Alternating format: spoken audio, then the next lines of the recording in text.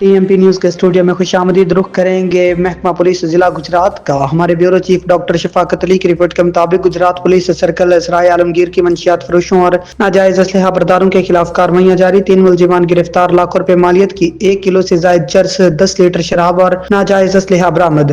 تفصیلات کے مطابق ڈی پی او گجرات رانا عمر فاروق کی ہدایت پر اور ڈی ایس پی سرائے عالمگیر سرکل ڈاکٹر ممتاز احمد میکن کی زیر نگرانی ایس ایچ او تھانہ سٹی سرائے عالمگیر راہیل عارف نے اپنی پولیس ٹیم کے ہمراہ مختلف کارروائیوں کے دوران 2 منشیات فروشوں کو گرفتار کر لیا. گرفتار ملزمان میں ثاقب علی پرانی جہلم کو گرفتار کر کے اس کے قبضے سے 1240 گرام چرس برآمد کی ہے، جبکہ دوسری کارروائی میں سید مومن سکنا محلہ اسلام پورہ سرائے عالمگیر کے قبضہ سے 10 لیٹر شراب برآمد کر لی. اسی طرح ایس ایچ او تھانہ صدر سرائے عالمگیر آفتاب رسول چوہان نے اپنی پولیس ٹیم کے ہمراہ کارروائی کرتے ہوئے ملزم توصیف ظفر سکنا کھوہار سے 9mm پسٹل برآمد کر لیا.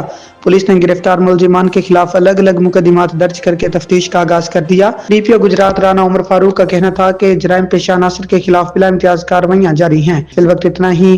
مزید نیوز کے لیے دیکھتے رہیں ٹی ایم پی نیوز. اللہ حافظ.